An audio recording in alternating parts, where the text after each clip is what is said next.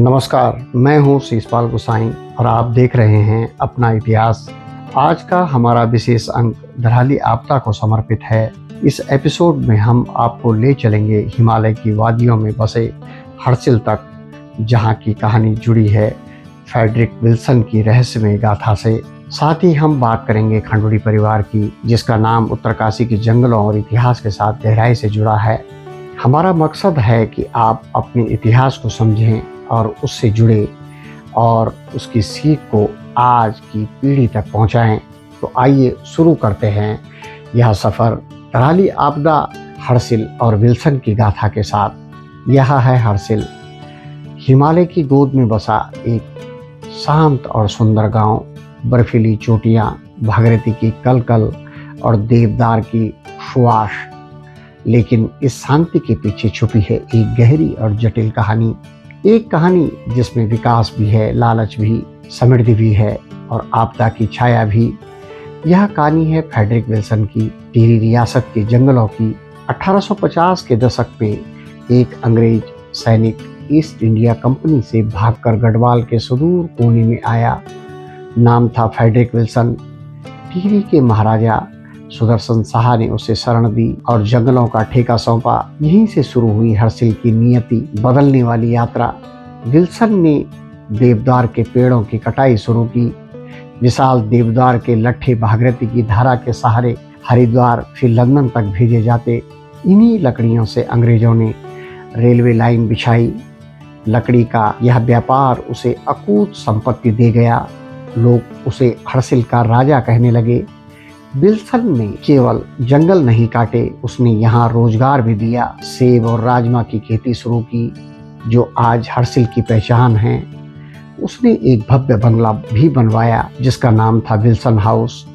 कहते हैं उसमें 30-35 कमरे थे, सब देवदार की लकड़ी से बने। यह बंगला हिमालय की गोद में एक शाही निवास था। विल्सन ने स्थानीय संस्कृति को अपनाया।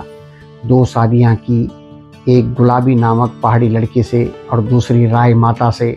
उसके बारे में कई लोक कथाएं प्रचलित हुई।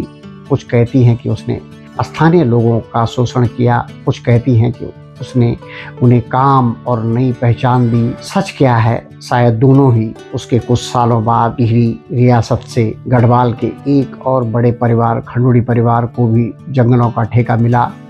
गंगाराम खंडूड़ी और उनके बेटे घनानंद खंडूड़ी ने जंगल कारोबार को नई दिशा दी। परिवार के 4 भाइयों ने अलग अलग जगह से यह कारोबार संभाला। टिहरी में तारादत्त खंडूड़ी, हरिद्वार में घनानंद खंडूड़ी, उत्तरकाशी में राधा वल्लभ खंडूड़ी और मसूरी में चंद्र वल्लभ खंडूड़ी। तारादत्त खंडूड़ी का पोता 2007 में भुवन चंद्र खंडूड़ी उत्तराखंड के मुख्यमंत्री बने। खंडूड़ी परिवार टिहरी रियासत को सर्वाधिक टैक्स देता था। यह है विल्सन हाउस, कभी गढ़वाल के इतिहास का गौरव और आज केवल खंडहर और यादें। आज़ादी के बाद यह इमारत सरकार के अधीन आई।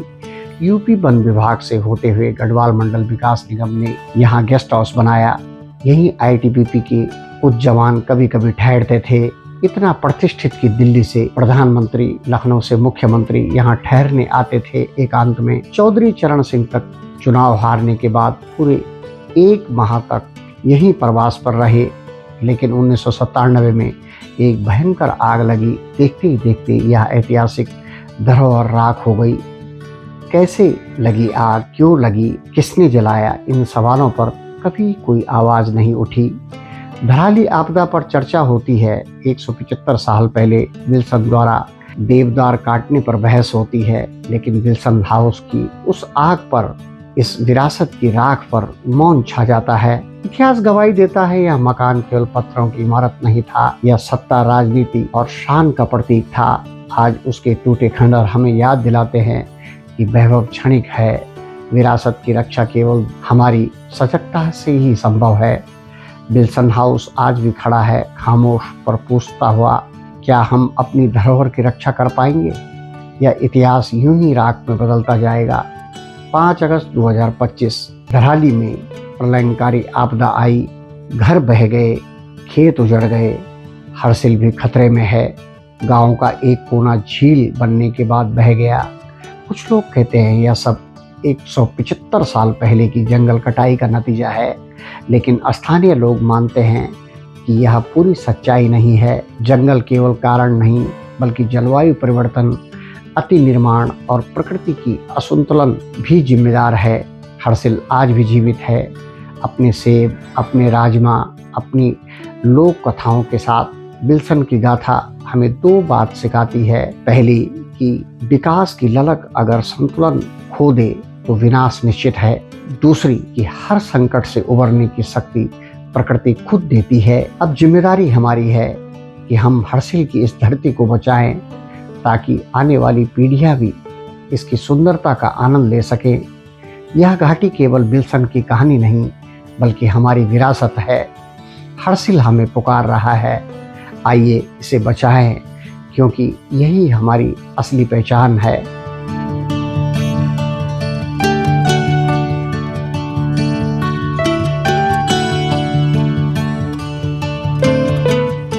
आप देख रहे थे शीशपाल गोसाई ऑफिशियल। अगर आपको हमारा इतिहास की यह विशेष श्रृंखला पसंद आई हो तो कृपया चैनल को सब्सक्राइब करें, वीडियो को लाइक और शेयर करें। आपका साथ ही हमें और भी प्रेरणा देता है, ताकि हम अपनी विरासत और इतिहास की और भी अनकही कहानियाँ आपके सामने ला सकें। धन्यवाद।